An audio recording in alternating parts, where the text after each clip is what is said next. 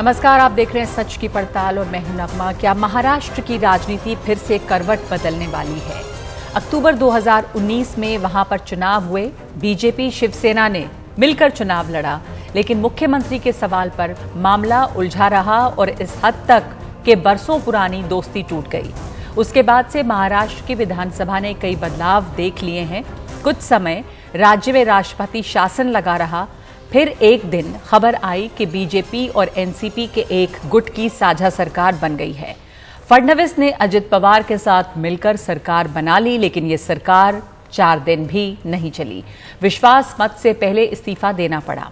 इसके बाद शिवसेना ने कांग्रेस और एनसीपी के साथ मिलकर सरकार बनाई। उद्धव ठाकरे मुख्यमंत्री बने, लेकिन जून 2022 में शिवसेना में दरार पड़ी। शिंदे गुट अलग हुआ। एकनाथ शिंदे मुख्यमंत्री बन गए। इस सरकार में देवेंद्र फडणवीस उप मुख्यमंत्री हैं, जो पहले मुख्यमंत्री थे। तो इस कार्यकाल में ही महाराष्ट्र 3 मुख्यमंत्री देख चुका है। क्या अब किसी चौथे मुख्यमंत्री का भी इंतजार है? ये सवाल इसलिए उठ रहा है कि एनसीपी कैंप में नई सुगबुगाहट है। बताया जा रहा है कि शरद पवार के भतीजे अजित पवार अपने 40 विधायकों के साथ मिलकर एनसीपी से अलग हो रहे हैं और बीजेपी का दामन थाम सकते हैं।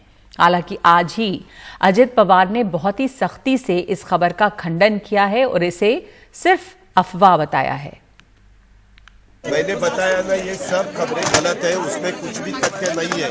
ये दिखाना बंद कर दो, ऐसा मेरा आह्वान है। अजित दादा पवार ने जो स्पष्टीकरण दिया है वो बहुत ही महत्वपूर्ण है। जिस तरह से यहाँ के कुछ लोग या कुछ पार्टियाँ, खास करके बीजेपी, जो माहौल बिगाड़ने की कोशिश कर रही है या केंद्रीय जांच एजेंसी का इस्तेमाल करके शिवसेना हो, एनसीपी हो या कांग्रेस हो, उसमें फूट डालने की कोशिश दबाव तंत्र से कर रही थी, उनको आज अजित दादा पवार जी ने जवाब दिया है। किसी भी हालत में आखिरी दम तक अजित दादा महाविकास आघाड़ी के घटक बनते रहेंगे, उनके पार्टी में रहेंगे। शरद पवार भी इस खबर का खंडन कर चुके हैं, लेकिन फिर सवाल है कि ये खबर उड़ी कहां से और खंडन के बाद भी क्यों बनी हुई है। दरअसल इसके पीछे एकनाथ शिंदे की बगावत के बाद के कानूनी पहलू पर सबका ध्यान है। एकनाथ शिंदे सहित 16 विधायकों पर अयोग्यता की तलवार लटक रही है। दरअसल उन्हें विधानसभा अध्यक्ष ने अयोग्य करार दिया था। इसे शिंदे गुट ने सुप्रीम कोर्ट में चुनौती दे रखी है। इस मामले में कई कानूनी दांव-पेचों के बाद सुप्रीम कोर्ट ने 16 मार्च को फैसला सुरक्षित रखा। सवाल ये उठ रहा है कि अगर वे अयोग्य करार दिए जाते हैं तो क्या बीजेपी उनका विकल्प खोज रही है? हालांकि अजित पवार पर बीजेपी आसानी से भरोसा नहीं कर सकती। वो एक बार बीजेपी में शामिल होकर वापस जा चुके हैं, एक तरह से धोखा दे चुके हैं। तब फडणवीस का मखौल भी बना, लेकिन फिर ये खबर कहां से आ रही है, इसको लेकर भी तरह तरह के कयास चल रहे हैं। एक कयास पवार बनाम पवार के टकराव का है, यानी कि शरद पवार बनाम अजित पवार, पवार वर्सेस पवार। इसके पहले कई मौकों पर अजित पवार शरद पवार से अपनी नाराजगी जता चुके हैं। 2019 के तमाशे के बाद कहा गया कि छोटे पवार बड़े पवार के इशारे पर ही चले थे। तीसरा कयास विरासत के संघर्ष का है, यानी सुप्रिया सुले बनाम अजित पवार का। तो दरअसल ये मामला क्या है? इस कयास को सुप्रिया सुले के एक बयान से भी हवा मिली, जिसे उन्होंने फिर वापस ले लिया। नाही राज्यात नाही, दिल्लीला आणि एक दिल्लीत आणि एक राज्यात 2 होणार असं म्हणाले। काय होणार आहे तुम्हाला माहिती? मी वास्तव तेच जगते, त्यामुळे मला आजचं तुम्ही विचारलं तर सांगू शकते, 15 दिवसाचं मला खरंच माहिती नाही। ताई, अशा घडामोडी काय सुरू आहेत का राज्यात, असं वाटतंय का तुम्हाला? माझ्या माहितीप्रमाणे मला तरी काही माहिती नसते आणि ह्याची 2 कारणं आहेत। एक तर मी गॉसिप करत नाही, मला गॉसिपला वेळच मिळत नाही, कारण मला एक लोकप्रतिनिधी म्हणून खूप जबाबदारी असतात। त्यामुळे मला गॉसिपसाठी एक तर वेळ मिळत नाही आणि मी वास्तवतेमध्ये जगते। I live the moment. लेकिन सवाल महाराष्ट्र का ही नहीं, दिल्ली का भी है। 2024 की चुनावी बिसात पर इस घटनाक्रम का क्या असर पड़ेगा? इन सब के बीच सब ये देख रहे हैं कि कौन कहां जा रहा है और किससे मिल रहा है। इसलिए सच की पड़ताल में हमारा सवाल है, महाराष्ट्र की राजनीति में फिर बदलाव की हलचल? क्या अजित पवार फिर से बीजेपी का दामन थाम सकते हैं? आपके पास रोज की तरह 3 विकल्प हैं, हाँ नहीं और कह नहीं सकते। आपकी राय यानी कि सच का मीटर ब्रेक के बाद दिखाएंगे। इस सवाल पे चर्चा करने के लिए हमारे साथ इस वक्त 2 खास मेहमान जुट गए हैं। सबसे पहले हम चलते हैं ब्रजमोहन श्रीवास्तव और विश्वास पाठक हमारे साथ जुड़े हुए हैं। ब्रजमोहन श्रीवास्तव प्रवक्ता हैं एनसीपी के, विश्वास पाठक प्रवक्ता है बीजेपी के। ब्रजमोहन जी, ये एनसीपी में चल क्या रहा है इस समय? अजीत पवार ने खंडन किया है, लेकिन इसके बावजूद ये जो चर्चा है वो बनी हुई है मजबूती से, तो इसके पीछे कोई कारण तो होगा। नगमा जी, आपका ये जो लोकप्रिय कार्यक्रम है सच की पड़ताल, तो मुझे लगता है पूरी बात सच ही होना चाहिए तो बेहतर होगा। बिल्कुल, यही उम्मीद करेंगे। देखिए कि आदरणीय अजीत दादा पवार ने भी इस बात को बहुत स्पष्ट किया है, आदरणीय सुप्रिया सुले जी ने भी कहा है और आदरणीय हमारे नेता शरद पवार जी ने भी इस बात को स्पष्ट किया है कि इस प्रकार की दूर दूर तक कोई संभावना नहीं है। और प्रश्न उठता है जो आपने किया कि आखिर फिर ये बात आई क्यों? देखिए कि ये आप जानती है कि मुंबई तो बहुत बड़ा एक केंद्र है जहां पर कि एक से एक अच्छे स्क्रिप्ट राइटर बैठे हुए हैं। अब मैं नहीं समझता है कि ये किसके दिमाग में आया इस स्क्रिप्ट को तैयार करने का, और ये पूरी तौर से एक स्क्रिप्ट है जो कुछ लोगों की दिमाग तक सीमित थी, लेकिन वहां से चल के ये मीडिया के माध्यम से पूरे देश के सामने परोस दी गई है। खैर कोई बात नहीं, इसका मोटिव क्या है? देखिए इसका मोटिव, इसके पीछे 3 मोटिव जो मैं समझ पा रहा हूं राजनीतिक रूप से। अभी 2 दिन पहले महाराष्ट्र की खोखा सरकार ने महाराष्ट्र भूषण के नाम से कार्यक्रम रखा। लापरवाही आप देखिए कि उसमें 14 करोड़ रुपए खर्च हुए, 13 लोगों की मौत हो चुकी है और लगभग 1000 से ज्यादा लोग बीमार हैं। ये किसी ढंग से चर्चा में ना आए, किसी ढंग से ये सरकार की जो जिसे मैं कहूं कि सरकार की लापरवाही कहिए वो चर्चा में नहीं आए, क्योंकि इसका असर कर्नाटक के चुनाव में पड़ने वाला है। तो ब्रजमोहन जी, आप कह रहे हैं कि ये पूरी स्क्रिप्ट इसलिए तैयार की गई क्योंकि यहाँ पर जो ये मौतें हुई हैं अभी, ध्यान इससे हट जाए? नहीं, इसके अलावा भी मैं 2 चीजें और बताना चाहता हूं। दूसरा, भारतीय जनता पार्टी के वरिष्ठ नेता जो कि भारतीय जनता पार्टी में उपाध्यक्ष भी रहे और 3 राज्यों के गवर्नर रहे, आदरणीय सत्यपाल मलिक जी, उनका एक इंटरव्यू आया है जिसमें उन्होंने पूरी तौर से कहा है कि पुलवामा के मामले में पूरी तौर से आदरणीय देश के प्रधानमंत्री और देश के आदरणीय गृह मंत्री जिम्मेदार थे। वो किसी ढंग से उसके ऊपर चर्चा ना हो देश में। तीसरी बात, जो कर्नाटक में बगावत हुई है, कर्नाटक में आप देखिए भारतीय जनता पार्टी जो बहुत बात करती है कि हम विश्व की सबसे बड़ी पार्टी है, बड़ी संगठित दल है, अनुशासनात्मक पार्टी है, हालत क्या है वहां पर उसकी कि उसके डिप्टी चीफ मिनिस्टर जा रहे हैं, उसके कई एक्स एमएलए चले गए, प्रेजेंट एमएलए चले गए, प्रेजेंट मिनिस्टर चले गए। ये जो सारा हुआ है पिछले 1 हफ्ते में, उसको किसी ढंग से डाइवर्ट करने के लिए, और ये भारतीय जनता पार्टी का तरीका रहा है, कभी भी अगर कोई मुद्दा ऐसा आता है जो उनके खिलाफ होता है तो उसके लिए वो एक नया नैरेटिव बनाते हैं। ठीक है ब्रजमोहन जी, आपकी ये तीनों बातें बहुत दिलचस्प हैं और हम उम्मीद करेंगे कि इसी सच्चाई के साथ में जवाब देंगे। बीजेपी के प्रवक्ता हमारे साथ मौजूद हैं। 3 बातें विश्वास जी कहा है ब्रजमोहन जी ने।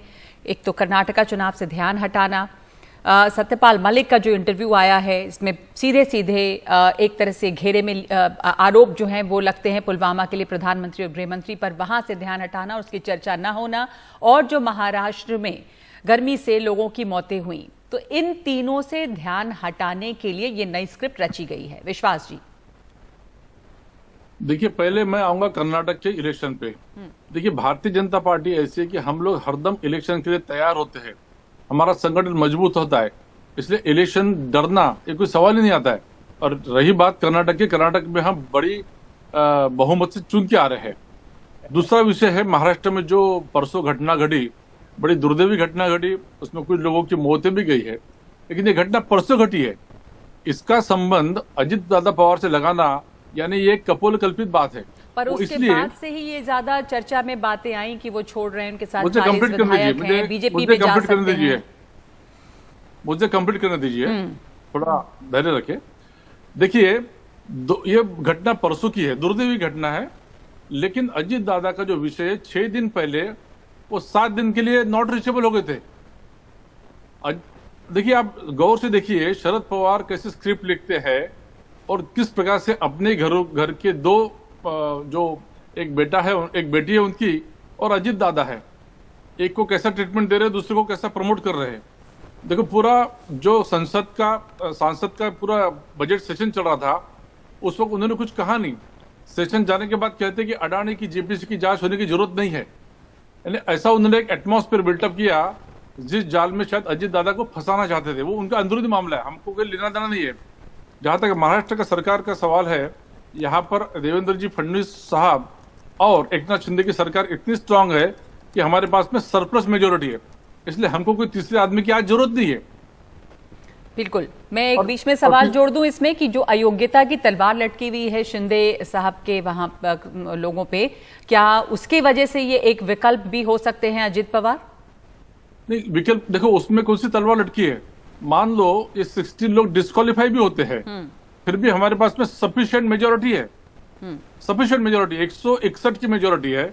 डिस्क्वालिफिकेशन होने के बाद में 136 की रिक्वायरमेंट रहेगी, इसलिए हमको उसकी चिंता नहीं है। ठीक है, तो जो अयोग्यता वाली बात है उसकी आपको चिंता नहीं है। अब महाराष्ट्र में जो हीट वेव में लोगों की मौतें हुई उस पर आ जाए, जिसके ऊपर आज प्रतिक्रियाएं भी आई हैं खुलकर, और ये कहा गया है कि सीधी तरह से ये राजनीतिक गलती है, बड़ी भूल है। जिस तरह लोगों को वहां खुले में बिठाया गया, लंबे बहुत समय तक बिठाया गया और 13 लोगों की जान गई है, तो क्या ये एक बड़ा मुद्दा बन रहा है और वहां से अब एक नई कहानी में ट्विस्ट आ जाता है और अजीत पवार और एनसीपी में फूट की कहानी शुरू हो जाती है? विश्वास जी, देखिए, वह घटना काफी दुर्भाग्यपूर्ण घटना है। इस प्रकार के इतने बड़े बड़े जो हमारे आदरणीय धर्माधिकारी जी है, उनके फॉलोअर्स है, 20 लाख 25 लाख की उनकी ऐसी रैलियां होती रहती है। इस बार जो हो गया वो दुर्भाग्यपूर्ण हो गया। कैसे हो गया, क्या हो गया, इसकी जरूर जांच होनी चाहिए, लेकिन यह विषय राजनीति का विषय नहीं हो सकता है। जी, अच्छा, ये राजनीति का विषय नहीं है, पर इसके ऊपर राजनीतिक प्रतिक्रियाएं ही आई हैं। जी, आप कुछ कहना चाह रहे हैं ब्रजमोहन श्रीवास्तव?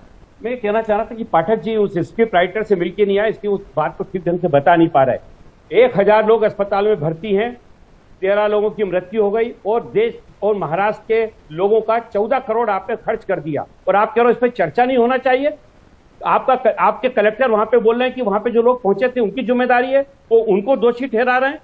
मैं कहता हूं कि यह खोखा सरकार की सबसे बड़ी लापरवाही का उदाहरण है। ब्रजमोहन जी, हम चर्चा कहां कर रहे हैं? महाविकास अघाड़ी की जो उथल पुथल है, या एनसीपी के अंदर की जो फूट है, अजीत पवार का जाना, ये सब कुछ आप कह रहे हैं कि बिल्कुल फर्जी है, और हम जो गर्मी से मौतें हुई हैं उस पर चर्चा जरूर होनी चाहिए, पर क्या वो इशू अलग नहीं? यहां पर ये कह रहे हैं कि शरद पवार ही स्क्रिप्ट राइटर हैं, और उन्होंने अजीत पवार को, ये कह रहे हैं इनका अंदरूनी मामला है, अभी अभी कहा विश्वास जी ने, लेकिन इन्होंने कहा ये कि शरद पवार जो है वो अजीत पवार को फंसाना चाहते हैं। कैसे वो कुछ लोगों को अपने ही पार्टी में बेटी को बढ़ाना चाह रहे हैं, एक को नीचे कर रहे हैं, तो ये आरोप लगाया है। क्या ये पवार बनाम पवार है? क्योंकि एक ये भी इसमें एंगल आ रहा है कि ये अंदरूनी लड़ाई है एनसीपी की। नगवा जी, मैंने कहा ना कि ये भारतीय जनता पार्टी के कुछ नेताओं के दिमाग में ये सारी चीजें पक रही हैं, इस पर कोई हकीकत नहीं है। आप देखिए कि आदरणीय अजीत दादा पवार विधानसभा में नेता प्रतिपक्ष है, उनको आज कैबिनेट मंत्री का दर्जा प्राप्त है, वो आज 126 विधायकों के नेता हैं। उनको अगर इस ढंग की जो बात ये कह रहे हैं, तो ये अवसर उनको क्यों मिला? ये अवसर इसलिए मिला कि सारे लोगों ने, महाविकास अघाड़ी के तीनों घटकों ने यह तय किया कि अजीत दादा पवार से बेहतर कोई दायित्व को संभालने वाला नहीं हो सकता, उनको मौका दिया है। आदरणीय सुप्रिया सुले जी लोकसभा में कई मौके पर पहले अजित पवार शरद पवार से अपनी नाराजगी जता चुके हैं, और पहले भी जैसे वो बीजेपी में गए और उसके बाद लौटे, इसलिए ये फिर से चर्चा चल पड़ी है, कहीं से तो इसको बल मिल रहा है। तो ऐसा नहीं है कि उन्होंने कभी कुछ कहा नहीं है अजीत जी ने शरद पवार के खिलाफ। नहीं नगवा जी, देखिए आप जो बात कह रही हैं, जो गए थे वो ओथ के लिए, वो वापस लौटे, उसके बारे में सारे देश को मालूम है कि ऐसा क्यों करना पड़ा था। जहां तक मुझे अभी तक कोई ऐसी बात याद नहीं आती जिसमें आदरणीय अजीत दादा पवार ने सार्वजनिक रूप से एनसीपी के नेतृत्व के खिलाफ या आदरणीय शरद पवार जी के खिलाफ कोई एक शब्द का भी उपयोग किया। वो तो आज भी हमारी पार्टी के आदेश को, हमारे पार्टी के निर्णय को पूरी तौर से मानते हैं और पूरी तौर से उसको क्रियान्वित करते हैं। तमाम डिनायल के बावजूद ये सवाल और ये अफवाहें ही अगर सही बनी हुई क्यों है, ये भी एक सवाल उठता है। पर आप कह रहे हैं कि एनसीपी में सब कुछ ठीक है, तो मैं आपके पास आऊंगी विश्वास जी कि फिर ये चर्चा कहां से चल पड़ी? क्या ये बीजेपी स्क्रिप्ट लिख रही है? आपको क्या लग रहा है ये एनसीपी में क्या चल रहा है? विश्वास जी, छोटी सी बात कहना चाहता था मैं, अगर मुझे इजाजत दें। हाँ जी बोलिए, फिर मैं विश्वास जी के पास। हाँ, भारतीय जनता पार्टी तो वो पार्टी है जो पूरे देश के गणेश भगवानों को उन्होंने पानी पिलाया, दूध पिला दिया। क्या आप जवाब देना, जैसे अब उन्होंने क्या किया, अभी आपके यहाँ क्या चल रहा है, ये आपको क्या लगता है विश्वास जी? आखिरी कमेंट आपसे, ये विरासत का संघर्ष है, ये उनकी अंदरूनी टूट है, या कहाँ से ये कहानियां चल पड़ी? ये विरासत का संघर्ष है। मुझे बताइए 2004 में महाराष्ट्र में कांग्रेस और एनसीपी को बहुमत प्राप्त हुआ। उस समय एनसीपी की ज्यादा सीटें थी। इन्होंने अजीत दादा को क्यों नहीं मुख्यमंत्री बनाया? आप कहते हैं ये विरासत की लड़ाई है, विरासत का विरासत टकराव। की लड़ाई है। ठीक है। इन्हें सुप्रिया सुले जी को प्रमोट करना है। अजीत दादा जो काबिल है, जो ठाकरे फैमिली में हुआ, राज ठाकरे बना उद्धव ठाकरे, जहां पर राज ठाकरे ज्यादा कॉम्पिटेंट है। ठीक है, तो उनको चांस नहीं मिला। जी, तो आपके हिसाब से विरासत का संघर्ष है और ये पवार बनाम पवार की लड़ाई है, आप ये कह रहे हैं। लेकिन एनसीपी का कहना है कि उनके खेमे में सब कुछ अभी ठीक है। धन्यवाद आप दोनों का अपनी अपनी बातें रखने के लिए। हमारे पास इस कार्यक्रम में इतना ही समय है अभी। आपका बहुत धन्यवाद इस चर्चा में शामिल होने के लिए। और आपकी राय इसके ऊपर क्या है कि महाराष्ट्र की राजनीति में जो बदलाव की हलचल है, क्या अजित पवार फिर से बीजेपी का दामन थाम सकते हैं? तो राय आपकी क्या है? सच का मीटर एक ब्रेक के बाद।